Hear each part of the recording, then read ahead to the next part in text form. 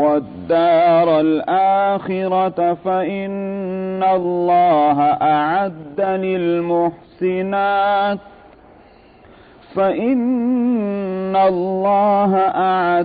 للمحسنات منكن أجرا عظيما.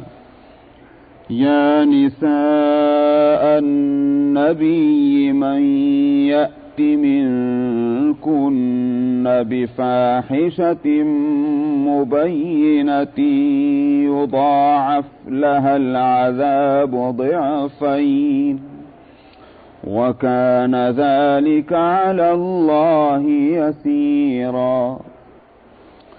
ومن يقنت منكن لله ورسوله وتعمل صالحا نؤتها أجرها مرتين وأعتدنا لها رزقا كريما. يا نساء النبي لستن كأحد من النساء إن اتقيتن فلا تخضعن بالقول فيطمع الذي في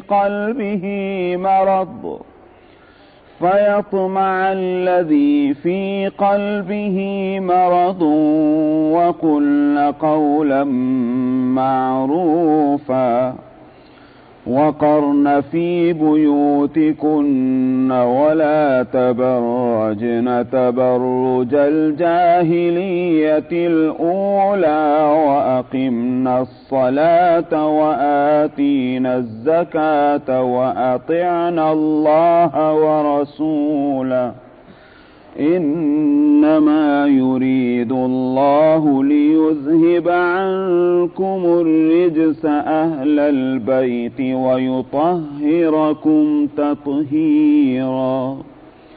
واذكرن ما يتلى في بيوتكن من آيات الله والحكمة إن الله كان لطيفا خبيرا. صدق اللہ العظیم.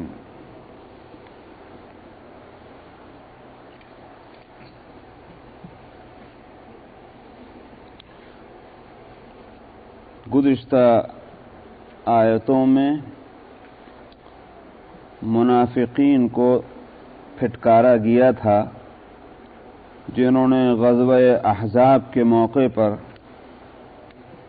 مختلف طرح کی پریشانیاں کھڑی کیں نبی کریم صلی اللہ علیہ وسلم کے لیے اور مسلمانوں کے لیے اور اسلام کے کام کے لیے.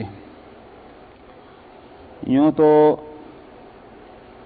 وہ اول دن سے یہی حرکتیں کرتے چلے آ رہے تھے، لیکن غزوہ احزاب کا موقع بڑا اہم موقع ہے. عرب کی پوری طاقت اس وقت مدینہ کے مقابلے پر آ گئی ہے. اس صورت میں اندر سے کسی طرح کی بغاوت اور باغیانہ کسی حرکت کا بہت ہی نقصان دہ اثر پڑ سکتا ہے. اگر ان کی یہ سازشیں کامیاب ہو جاتی تو معلوم نہیں کہ مسلمانوں کے کام کا اور اسلام کے کام کا نقشہ کیا ہوتا. مقابلے پر اور مخالفت پر تو سارا عرب تھا، لیکن ان کا مخالف ہونا کھلا ہوا تھا. جب مخالف کی مخالفت کھلی بھی ہو تو وہ اتنی نقصان نہیں دیتی، اس لیے کہ معلوم ہے کہ ہمارا مخالف ہے، معلوم ہے کہ ہمارا مقابل ہے، اس سے احتیاط برتی جا سکتی ہے. اس کو رازدار نہیں بنایا جا سکتا، اس کو اپنی مجلسوں میں نہیں بلایا جا سکتا، نہ وہ ہماری مجلسوں میں آنے کی کوشش اور جرات کر سکتا ہے. لیکن جو ہم میں رلا ملا ہے اور وہ ظاہر یہ کر رہا ہے کہ ہم وفادار ہیں، ہم مخلص ہیں، ہم دوست ہیں، نفع اور نقصان کے ساتھی ہیں، اور وہ یہ سب کچھ شو کرنے کے باوجود اندر سے وہ جڑیں کھوکھلی کرنے کی فکر میں ہو، دشمنوں سے ساز باز ہو، ان کے وہ یوں کہیے کہ قوت بازو بننے کی کوشش کر رہا ہو، تو ایسا دشمن زیادہ نقصان دہ ہوتا ہے.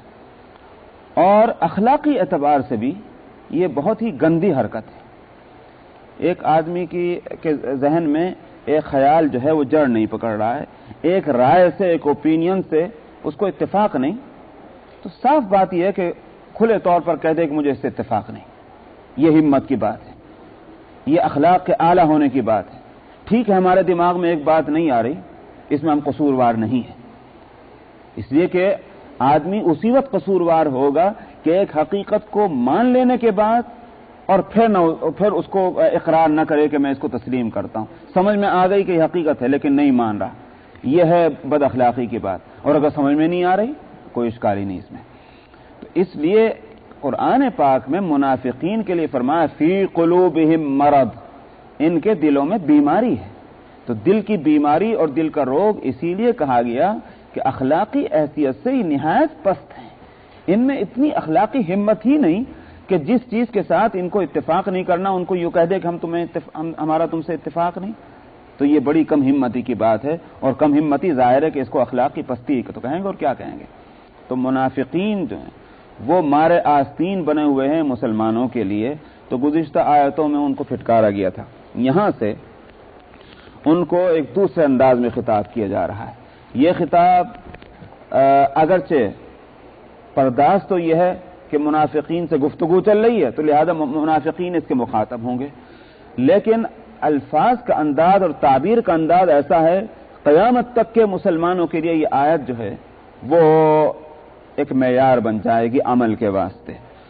فرمایا کہ لقد کان لکم فی رسول اللہ اسوۃ حسنہ، بلا شبہ تمہارے لیے اللہ کے رسول کی زندگی میں، اللہ کے رسول کے عمل میں، فی رسول اللہ اس کا لغوی ترجمہ تو ہوگا کہ اللہ کے رسول کے اندر، مگر ظاہر ہے کہ اللہ کے رسول کے اندر کا مطلب ان کی باڈی میں تھوڑی، مراد اس سے یہ ہے کہ اللہ کے رسول کے عمل اور اللہ کے رسول کے ذہن اور فکر اور خیال اور آپ کے قول اور آپ کے فعل، آپ کے گویا زندگی کے ہر اتار چڑھاؤ میں تمہارے لیے اسوہ ہے۔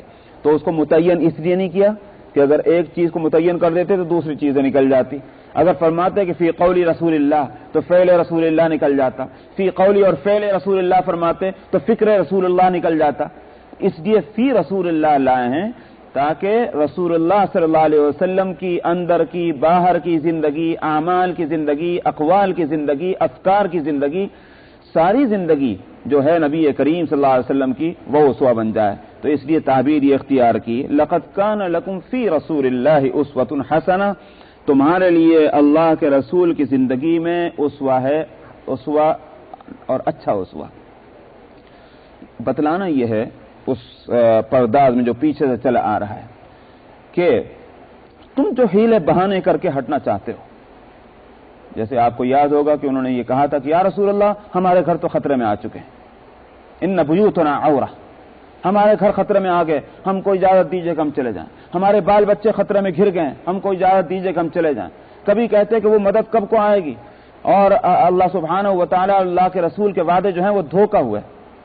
یہ آیت نہیں، اس سے پیچھے کی آیت میں ما وعدنا اللہ ورسولہ الا غرورا، آیت نمبر 12 میں، کہ اللہ اور اس کے رسول نے جو وعدے کیے تھے کہ ایران اور روم فتح ہو جائیں گے اور دنیا کے اوپر تمہارے جھنڈے لہرانے لگ جائیں گے اور فرشتوں سے تمہاری مدد آئے گی، یہ سب دھوکہ ہی نکلا۔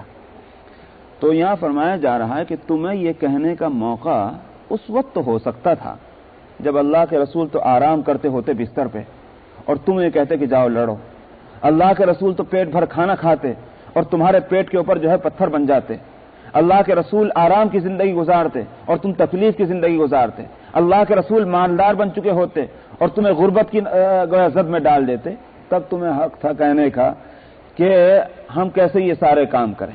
مگر صورتحال یہ ہے کہ جتنی تکلیف کے لیے اللہ کے رسول تم کو دعوت دیتے ہیں، اپنے آپ کو اس تکلیف کے لیے تم سے پہلے پیش کر دیتے ہیں، نہ صرف یہ کہ اسی تکلیف کے لیے بلکہ اس سے زیادہ تکلیف کے واسطے۔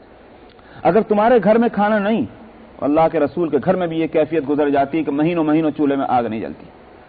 اگر اللہ کے رسول اگر تم لوگوں کو محاذ پر بھیجا جاتا ہے تو یہ نہیں کہ اللہ کے رسول گھر کے اندر بیٹھے ہوئے ہیں تم کو بھیج رہے ہیں، بلکہ اللہ کے رسول محاذ پر موجود ہیں اور قیادت کر رہے ہیں، وہاں بھی یہ نہیں کہ پیچھے کھڑے ہوئے ہیں۔ اگر تم ہتھیار بند ہو تو اللہ کے رسول بھی ہتھیار بند ہیں، تم اگر پیدل چل رہے ہو تو اللہ کے رسول بھی پیدل چل رہے ہیں، تم اگر بھوک اور پیاس میں ہو تو اللہ کے رسول بھی بھوک اور پیاس میں. غزوہ احزاب ہی کے اندر صحابہ نے عرض کیا یا رسول اللہ پتھر بن گئے اب تو پیٹ پر. تو آپ نے یہ نہیں کہا صبر کرو صبر کرو، اس لیے کہ اگر آپ کا پیٹ بھرا ہوا ہوتا اور پھر آپ صبر کی تلقین کرتے، وہ آپ کی تلقین ہوا میں اڑ جاتی، کوئی اثر اس کا نہ ہوتا. لیکن آپ نے ایک طرف صبر کی تلقین بھی فرمائی اور دوسری طرف اپنا پیٹ بھی دکھلا دیا کہ جہاں دو پتھر بندھے ہوئے تھے. تو ایک اللہ کے رسول، جب تمہارا رسول ایسا ہے، تم کو دعوت دینے والا ایسا ہے، تو پھر تمہارے لیے ہیلے بہانے کرنے کا کیا موقع تھا؟ یہ ہے اصل موقع اس آیت کے آنے کا. لقد کان لکم فی رسول اللہ اسوۃ حسنہ. تو اس لیے میں نے کہا کہ اگرچہ موقع تو ہے منافقین کو خطاب کا، لیکن انداز اس کا ایسا ہے کہ قیامت تک کے مسلمانوں کے لیے یہ آیت جو ہے وہ ایک یوں کہیے کہ ایک ترازو بن جائے گی اپنے کو تولنے کے واسطے. آج ہم لوگ دنیا کے معاملات میں گھرے ہوئے ہیں اور خوب اچھی طرح ہم لوگ جانتے ہیں کہ ہمارے اوپر دنیا کے تقاضے کس طرح غالب اور دین کے تقاضے کس طرح پس پشت ہیں. نماز ہم سے کیوں نہیں پڑھی جاتی؟ اس لیے کہ دنیا کا فلانا کام جو ہے وہ رکاوٹ بننا ہے. ہم سے روزے کیوں نہیں رکھے جاتے؟ اس لیے کہ جاب ہم کو کرنی پڑتی ہے. ہم سے صاحب زکوٰۃ کیوں نہیں ادا ہوتی؟ اس لیے کہ بچوں کی تعلیم کا خرچ ہمارے سامنے ہے اور شادی کا خرچ ہمارے سامنے ہے. فلانا کام ہم سے کیوں نہیں ہوتا؟ اس لیے کہ ہم کو اس ملک کی یہ مجبوریاں ہیں اور یہ پریشانی. یہ ساری باتیں کیا ہیں؟ کیا نبی کریم صلی اللہ علیہ وسلم نے ان حالات میں اسلام کا کام کیا کہ جبکہ سب لوگوں نے آؤ بھگت کی تھی آپ کی اور آپ کو سروں پر بٹھایا تھا، کندھوں پر بٹھایا تھا؟ نہیں، ایک ایک قدم پر آپ کے پتھر مارے گئے تھے، ایک ایک قدم پر آپ کی مخالفت کی گئی تھی، غیروں نے نہیں. غیر اگر پتھر مارے تو وہ پھول ہیں، یہاں تو اپنوں نے یہ کیا تھا، اپنوں نے کانٹے بچھائے تھے. ابو لہب کون تھا؟ چچا تھا نبی کریم صلی اللہ علیہ وسلم کا. ان کی بیوی ام جمیل کون تھی؟ چچی تھی نبی کریم صلی اللہ علیہ وسلم کی. مگر کیا اس کی کوئی مثال ہے کہ چیچی اپنی بھتیجے کے راستے میں کانٹے بچھائے کہ وہ الجھ کر گر جائے اور بھی کچھ نہیں تو اس کے پیر میں کانٹے چبھ جائیں؟ دنیا میں کوئی اس کی مثال نہیں ملتی کہ چیچی جو ماں کے درجے میں ہے وہ اپنی اولاد کے واسطے اس طرح تکلیف دہ بن جائے. تو اپنوں نے اس طرح کی تکلیفوں کا سامان کیا. ان حالات میں نبی کریم صلی اللہ علیہ وسلم نے استقامت کے ساتھ، صبر کے ساتھ اور پورے جماعوں کے ساتھ دین کے کام کو آگے بڑھایا.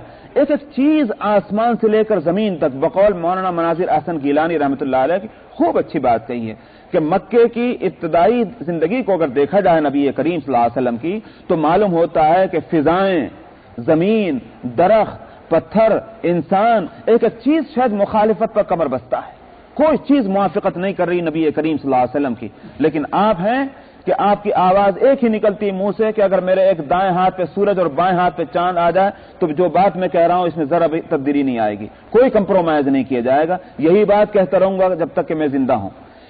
لوگوں نے دیکھ لیا، دنیا نے دیکھ لیا، درختوں نے سن لیا، پتھروں نے سن لیا، سمجھ میں فضاؤں میں یہ آواز گونج گئی.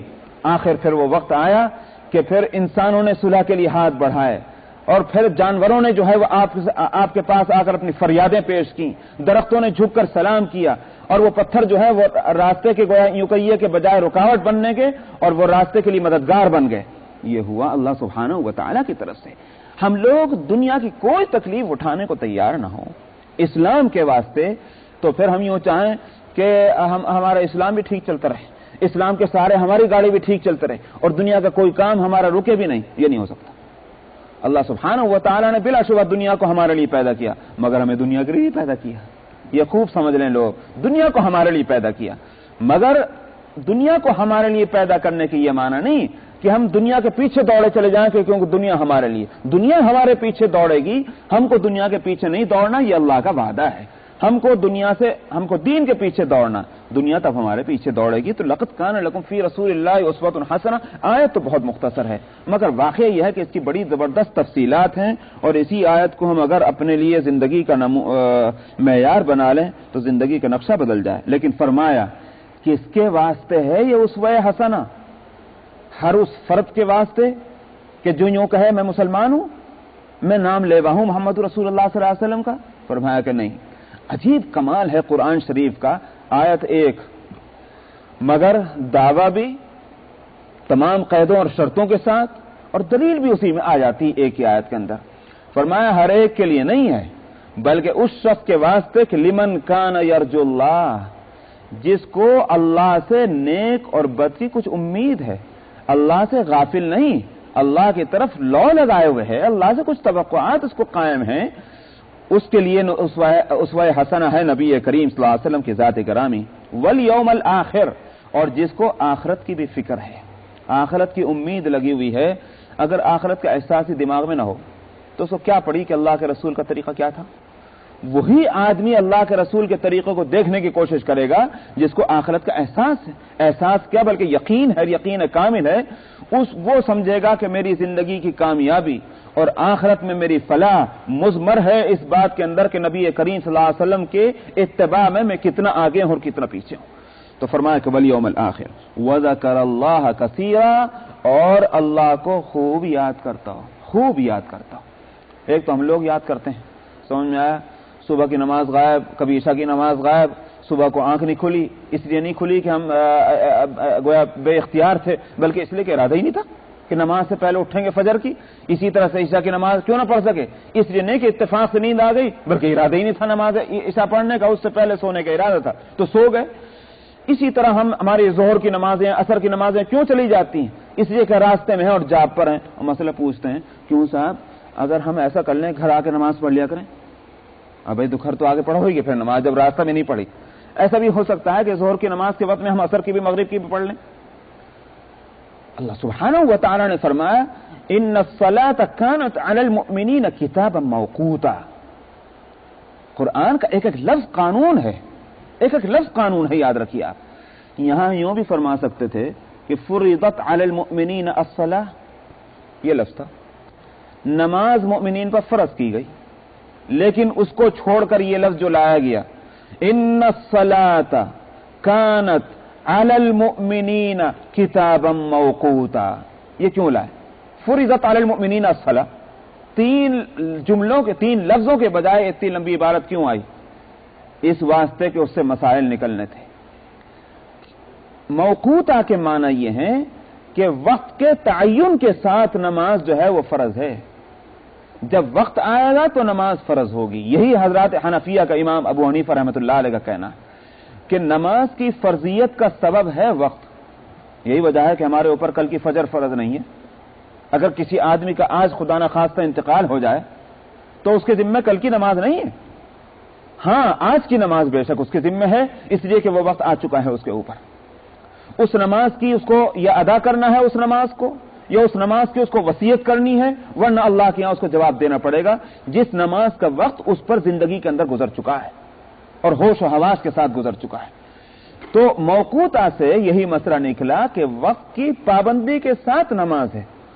اب ہم کہیں کہ صاحب نمازوں کو مؤخر کر کے پڑھ لیں یا نمازوں کو مقدم کر کے پڑھ لیں، تو اگر مقدم کر کے پڑھیں گے تو وقت ہی نہیں آیا، جب وقت نہیں آیا تو فرض نہیں ہوئی، جب فرض نہیں ہوئی تو ادا کہاں سے ہوئی؟ نمازوں کو اپنے وقت کے ساتھ پڑھنا ہے۔ اسی واسطے حدیث میں نبی کریم صلی اللہ علیہ وسلم نے فرمایا تھا کہ افضل ترین اعمال میں کیا عمل ہے؟ نماز کو اپنے وقت پر پڑھ دینا۔ اور وہاں خوب یاد رکھیے کہ نماز کو اپنے وقت پر پڑھ دینا جو حدیث میں فرمایا گیا، اس سے ہرگز یہ مراد نہیں کہ ظہر کو عصر کے وقت میں اور عصر کو مغرب کے وقت میں نہ پڑھو، بلکہ ظہر کو ظہر کے وقت میں پڑھو۔ غور کرنے سے یہ سمجھ میں آتا ہے کہ اس سے مراد یہ ہے کہ نماز کو اپنے مستحب وقت کے اندر پڑھو، نہ صرف یہ کہ وقت کے اندر بلکہ مستحب وقت میں پڑھا جائے۔ اب اس میں بے شک اختلاف ہے کہ مستحب وقت کون سا ہے۔ شوافع کا کہنا یہ ہے کہ ہر نماز کا اولین وقت جو ہے وہی مستحب وقت ہے، اسی واسطے ان کے ہاں فجر جو ہے وہ غلط میں پڑھی جاتی ہے، یعنی اندھیرے منہ، کیونکہ وقت جیسے شروع ہوا صبح صادق کے بعد نماز کا وقت جب شروع ہوا، مومن کے ایمان کا تقاضا یہ ہے کہ وہ فوراً اللہ کے سامنے کھڑا ہو جائے، یہی اس کے واسطے مستحب ہے۔ دلیل ہے شوافع کے پاس، دلیل یہی ہے کہ جب وقت شروع ہوا تو اب اس کو اولین وقت کے اندر ادا کرنا ہی مستحب ہے۔ زندگی اور موت کا کچھ پتہ نہیں، معلوم نہیں کہ وقت کے ختم ہونے تک یہ زندہ بھی رہے گا نہیں رہے گا، معقول دلیل ہے بلا شبہ شوافع کے پاس۔ تو وہ کہتے ہیں کہ ہر نماز اول وقت پڑھنا ہی اس کا جو ہے وقت مستحب ہے۔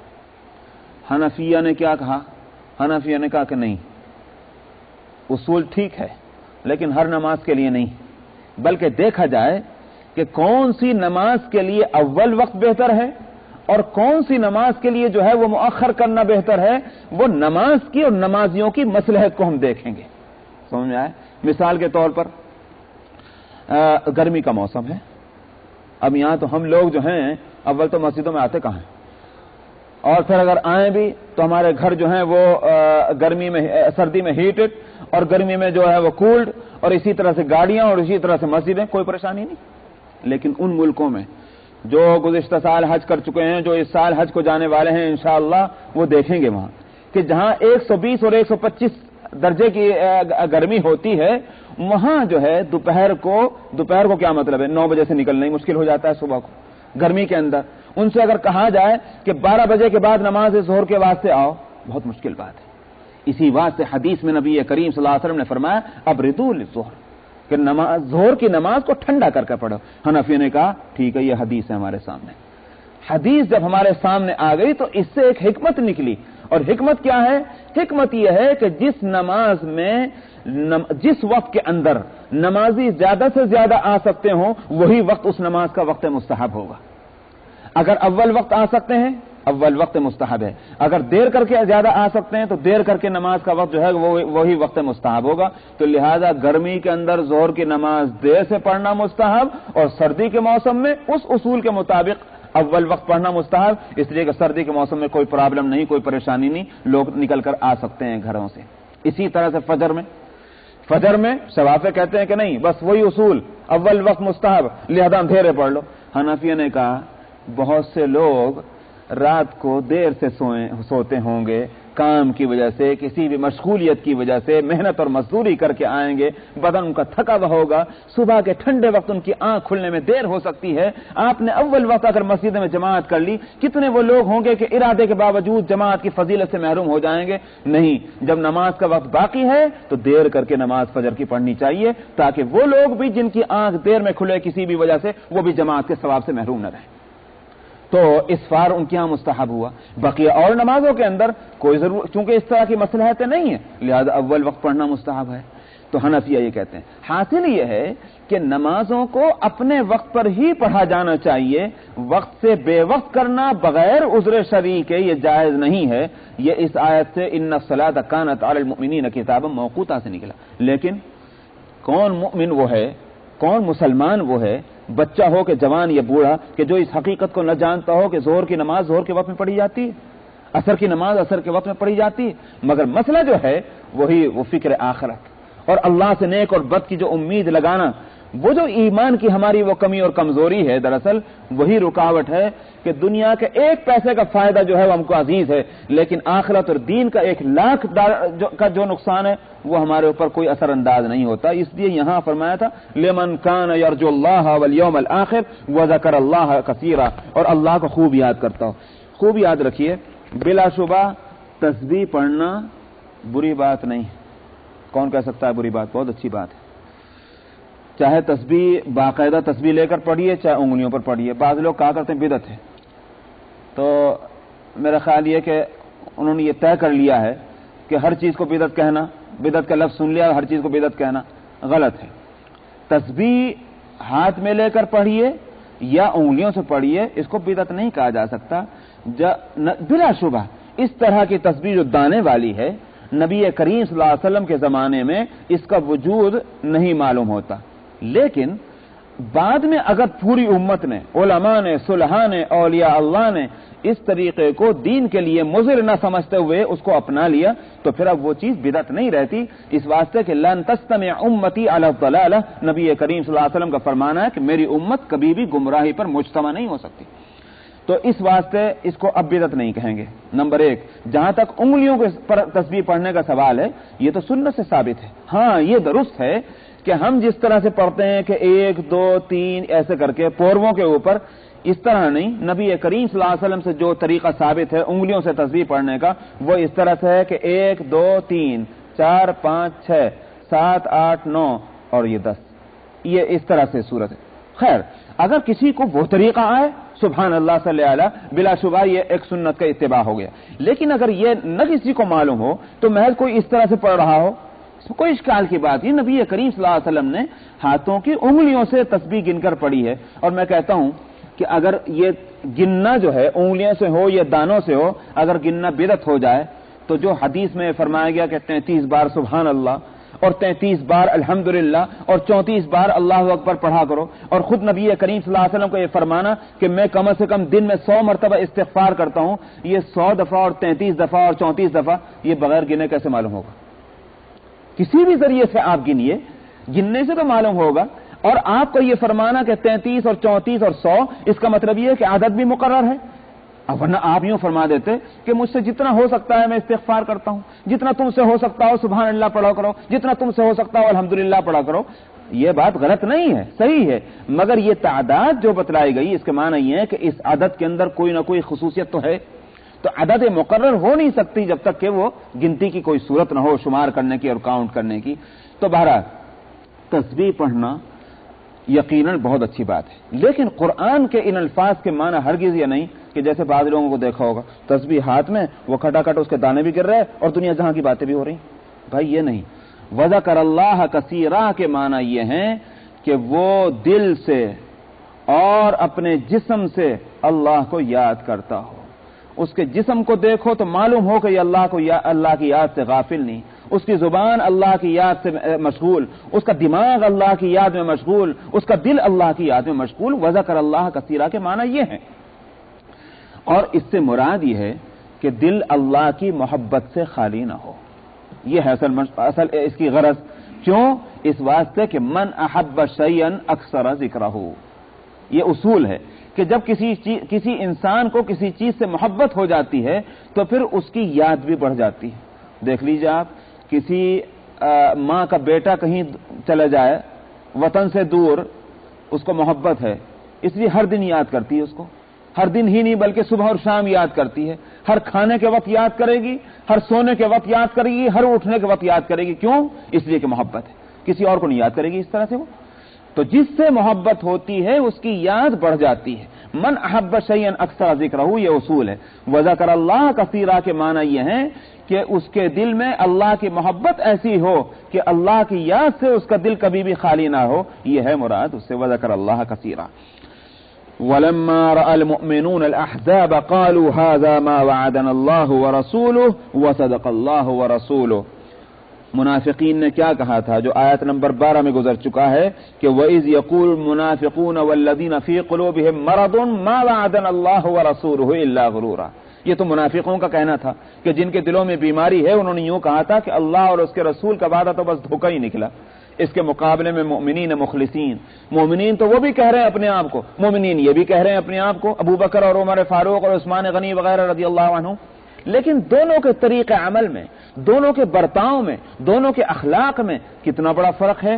ان کا کہنا تو یہ اور ان کا کہنا کیا، تکلیفوں کے سامنے یہ بھی کھڑے ہیں اور تکلیفوں کے مقابلے پر وہ بھی کھڑے ہیں، مگر ان کا اخلاق تو سامنے آ گیا۔ اور ان کا اخلاق کیا ہے کہ جب دیکھا مومنوں نے، ایمان والوں نے احزاب کو، میں بتا چکا ہوں احزاب حزب کی جمع ہے، جماعت کے مقابلے میں، یعنی یہ مختلف قوموں کے لشکر جب سب آ گئے سامنے امٹ کر کے، تو مومنین مخلصین نے دیکھا تو بجائے اس کے کہ یہ گھبراتے، بجائے اس کے کہ اول فول بکنے لگتے منافقین کی طرح سے، ان کے منہ سے نکلا تو کیا نکلا؟ ھذا ما وعدنا اللہ ورسولہ، یہی تو وہ چیز ہے کہ جس کا اللہ اور اس کے رسول نے ہم سے وعدہ کیا تھا، اور وصدق اللہ ورسولہ، اللہ اور اس کے رسول کا وعدہ تو سچا ہے۔ کیا تھا وہ وعدہ اللہ اور اس کے رسول کا جس کا حوالہ دے رہے ہیں یہ مومنین مخلصین؟ وہ یہ ہے کہ اللہ سبحانہ وتعالی نے پہلے ہی فرمایا تھا، ام حسبتم ان تدخلوا الجنۃ ولما يأتكم مثل الذين خلوا من قبلكم مستهم البأساء والضراء وزلزلوا حتى يقول الرسول والذين آمنوا معه متى نصر الله۔ یہ تھی وہ آیت کہ کیا تمہارا یہ خیال ہے کہ تم جنت میں ویسے ہی چلے جاؤ گے اور تمہارے اوپر وہ وقت نہیں آئے گا کہ جو پچھلی امتوں کے پر آ چکا؟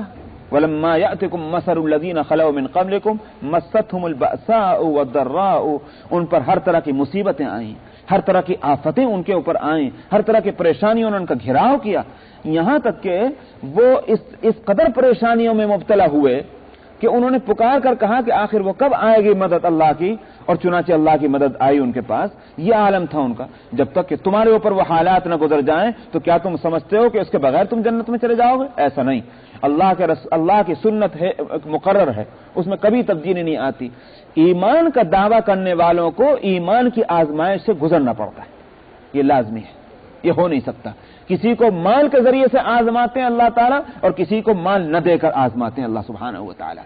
کسی کو افراد کی طاقت کو مقابلے پر لا کر آزماتے ہیں، اور کسی کو دوسرے قسم کی کوئی آزمائشوں میں مبتلا کرتے ہیں. آزمائش ضروری ہے. غریب یوں سمجھے کہ بس میں آزمایا جا رہا ہوں، مالدار نہیں آزمایا جا رہا، غلط ہے. مالدار یہ سوچے کہ بس میری آزمائش ہو رہی، غریب کی نہیں، غلط ہے. تندرست یہ سوچے کہ میری آزمائش نہیں اور بیمار کی آزمائش ہے، غلط ہے.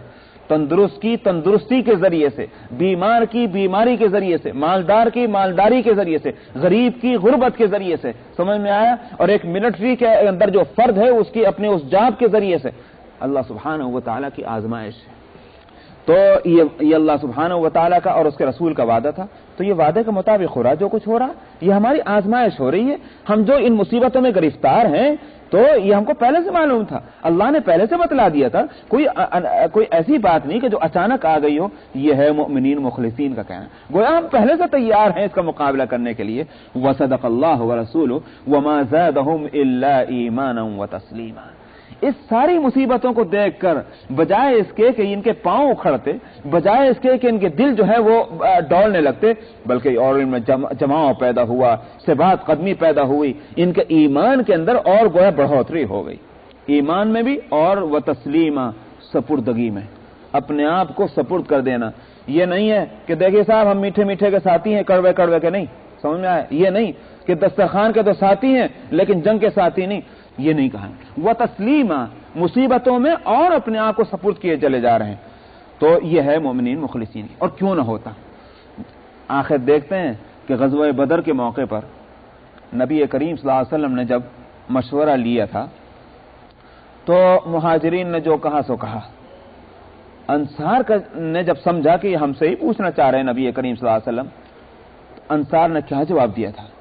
انصار نے یہ کہا تھا کہ یا رسول اللہ، ہم نے آپ کے ہاتھ پر بیعت کی ہے اور جان اور مال کے قربانی کا ہم نے فیصلہ کیا ہے.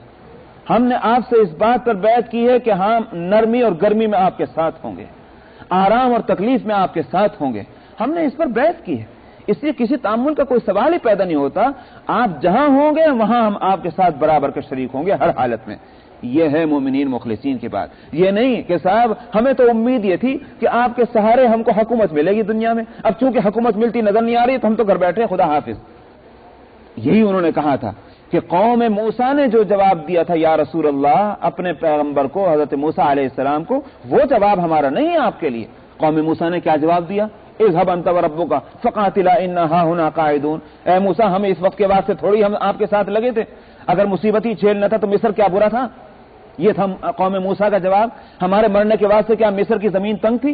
مرنا تھا تو وہیں مر جاتے، ہمیں یہاں لا کر کیوں مار رہے ہو؟ ہم سے نہیں لڑا جاتا، جاؤ تم ہی چلے جاؤ. اور گستاخ کیسے تھے؟ اگر یوں ہی کہہ دیتے کہ ہم نہیں جا سکتے تو کوئی بات نہیں تھی. گستاخی بر گستاخی یہ کہ تم بھی چلے جاؤ، تمہارے اللہ میاں بھی چلے جائیں لڑنے کے واسطے.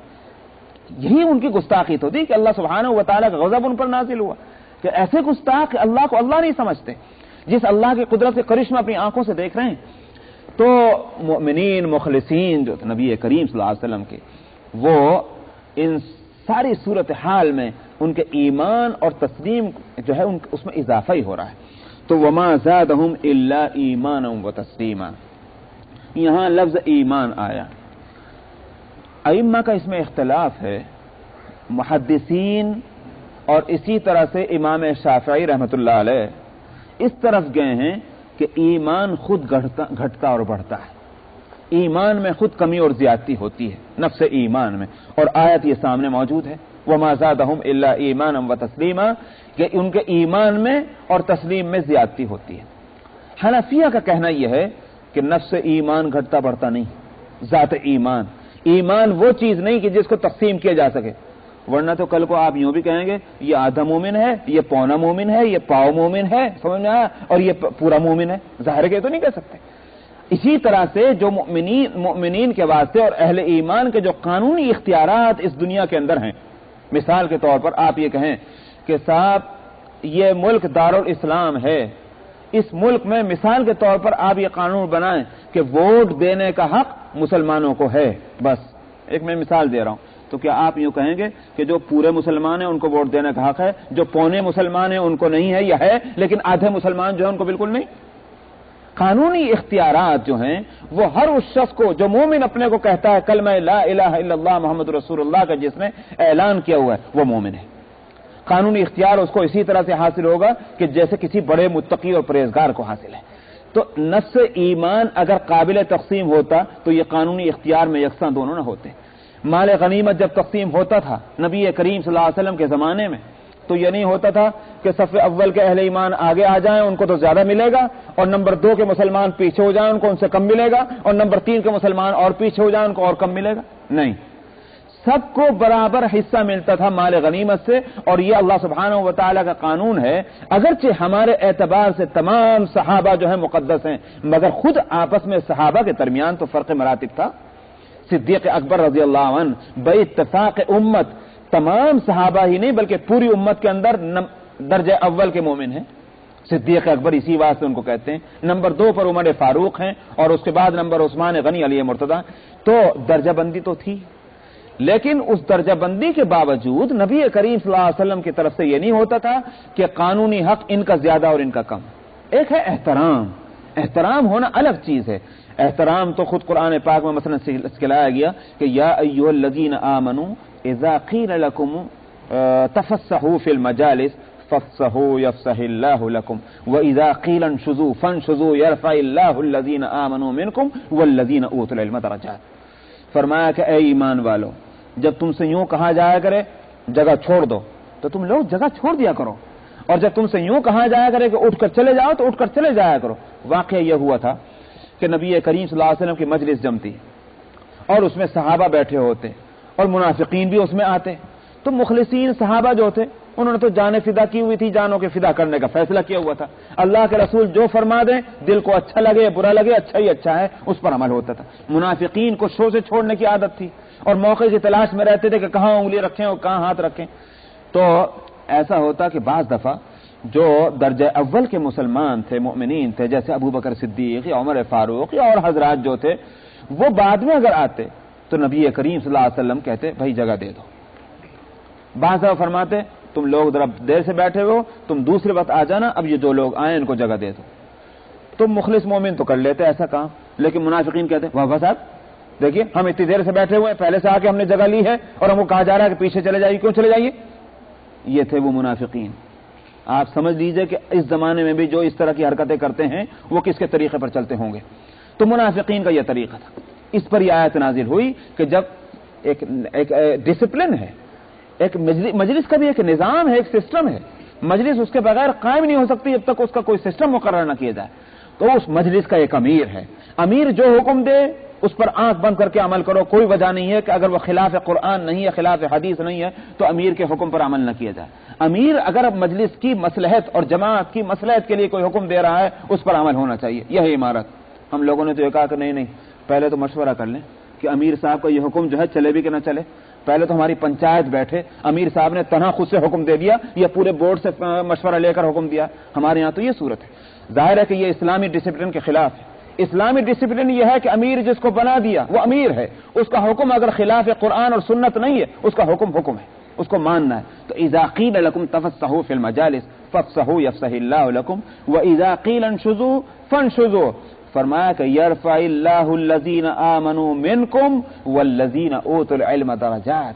بھائی یہ دیکھنا چاہیے کہ اللہ کے رسول کیوں حکم دے رہے ہیں، اس لیے کہ جو حضرات صحابہ آئے ہیں وہ اہل علم ہیں، وہ ایمان میں تم سے مقدم ہیں، پہلے ایمان لانے والوں میں ہیں، تو آخر اس کی وجہ سے ان کا درجہ بڑھا ہوا ہے کہ نہیں بڑھا ہوا ہے؟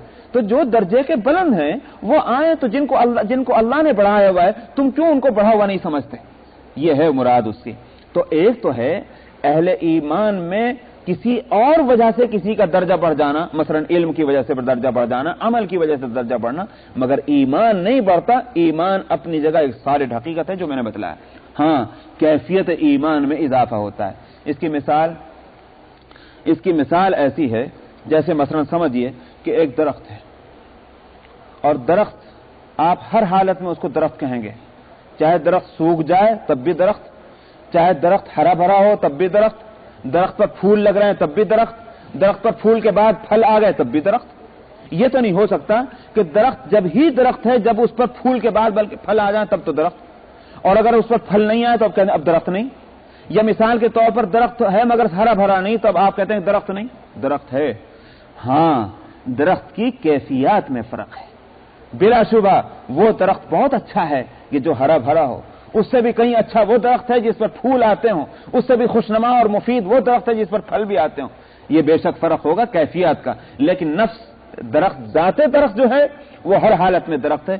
ٹھیک یہی صورت ہے ایمان کی، کہ ایمان جو ہے وہ ناقابل تقسیم چیز ہے۔ ہاں، کیفیات ایمان اس میں فرق ہوگا، اعمال کی وجہ سے، علم کی وجہ سے اس میں یقیناً فرق ہوگا۔ ایک وہ صاحب ایمان ہے کہ جس کے پاس عمل بھی ہے، یا ایسا کہ جیسے درخت ہرا بھرا ہو گیا۔